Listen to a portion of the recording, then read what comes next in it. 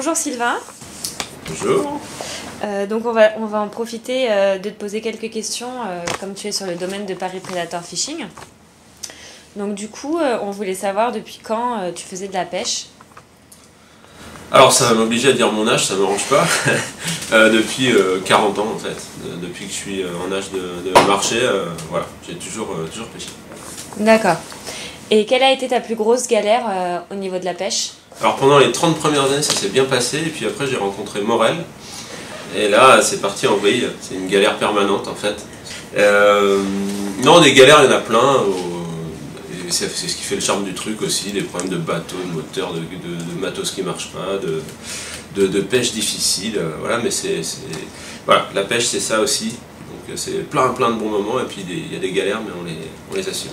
Puis ça fait des souvenirs. Ça fait des souvenirs aussi. Quel poisson préfères-tu pêcher? J'aime tous les poissons. Dès l'instant où ça fait des touches, où ils sont d'accord pour mordre, il n'y a pas de préféré. Alors je me suis quand même un peu plus orienté sur les carnassiers, mais j'adore pêcher les truites, les poissons exos, j'ai fait beaucoup de pêche au cou, voilà. À part les carpes, j'aime tout. Quel est ton plus beau souvenir de concours? Pfiou, j'en ai fait plein, et ils sont tous bien. Pour moi, le pinacle de la pêche de compétition, c'est les pêches par équipe. Donc c'est ce que j'ai pu faire de bien par équipe. Voilà, j'ai fait deux championnats du monde en équipe avec des gars contre lesquels on avait l'habitude de s'affronter, et ça j'ai adoré. Ouais. Quel conseil pourrais-tu donner à un jeune débutant? De s'accrocher, parce que la pêche est difficile quand on commence, et c'est d'autant plus difficile qu'on est dans un pays où ça regorge pas non plus de poissons, où la pêche est quand même difficile dans son ensemble, surtout pour un débutant. Donc faut pas baisser les bras, faut en profiter pour aller aussi dans des endroits peut-être un peu plus privilégiés comme ici, ou prendre un guide. Enfin voilà, il y a quand même des choses à faire pour passer les premiers moments qui sont souvent les plus difficiles pour attraper des poissons. D'accord. Et du coup, quel est ton leurre fétiche? En fait, il y a un leurre par situation de pêche. C'est jamais les mêmes, c'est aussi ce qui fait tout l'intérêt. On a des boîtes à outils grandes comme ça, avec plein de choses dedans.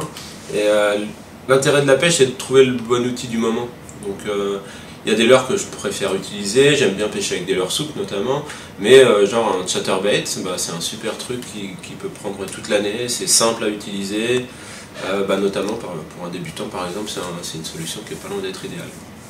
Et du coup, pour la technique de pêche, je pense que c'est la même chose, c'est selon le temps, selon le poisson. Alors ouais, c'est aussi selon la configuration des endroits. Par exemple, si c'est très encombré, tu vas choisir des leurres qui s'accrochent pas trop, parce que c'est pas ta passion de les laisser au fond de l'eau, ou de prendre le risque d'en perdre beaucoup.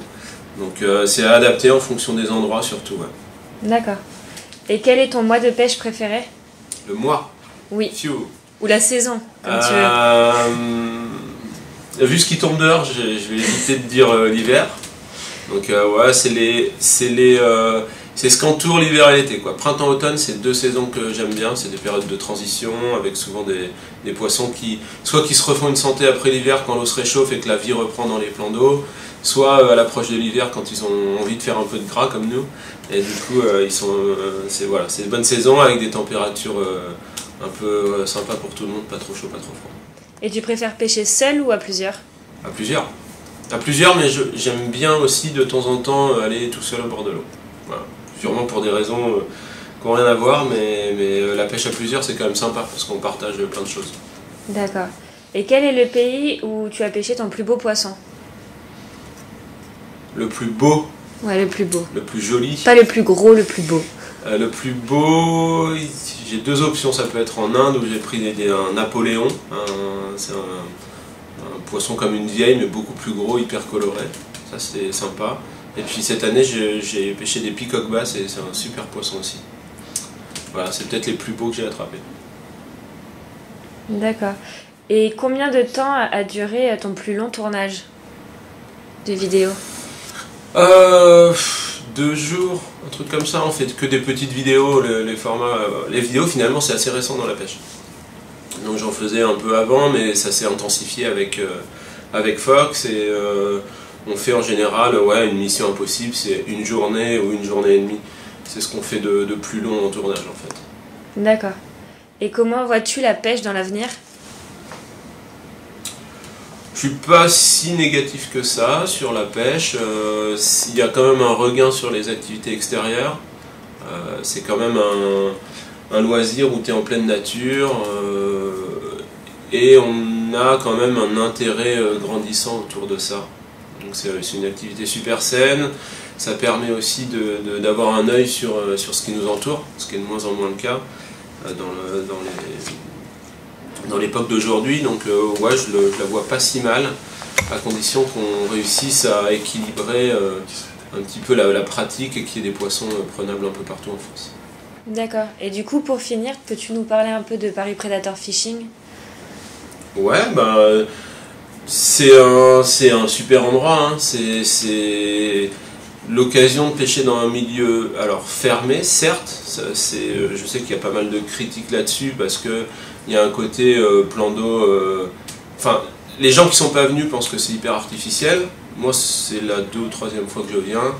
J'ai vu des plans d'eau qui étaient évidemment aménagés, mais où il y a du bois, des obstacles, où la pêche est parfois très compliquée. Voilà, notamment on a fait quelques images.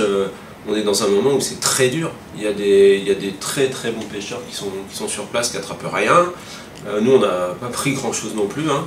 Donc ça peut être très dur. C'est des endroits où il y a beaucoup de poissons, où on peut capturer le poisson de sa vie. Mais c'est pas forcément gagné d'avance. Voilà. Après, on est dans un site fermé, où on peut venir en famille, où toutes les infrastructures sont pensées pour le bien-être du pêcheur en fait. Et puis il y a une variété de plans d'eau qui fait qu'on a accès à toutes les espèces avec des beaux sujets, à des milieux variés, à des espèces variées. C'est-à-dire que si les brochets ne mordent pas, il y a peut-être un petit coup à jouer sur les basses quelque part dans un des plans d'eau. Mais dans tous les cas, c'est pas cadeau. Il faut se décarcasser un peu, il faut éventuellement faire appel à un guide, donc c'est plutôt intéressant. Voilà. Moi j'en ferai pas ma pêche de tous les jours évidemment, mais sur certaines périodes ou une fois de temps en temps, je trouve que c'est assez sympa quand même. D'accord, bon merci beaucoup, on va pas t'embêter plus longtemps. Avec plaisir. Et puis on te souhaite un bon retour chez toi. Merci. À plus tard. À bientôt.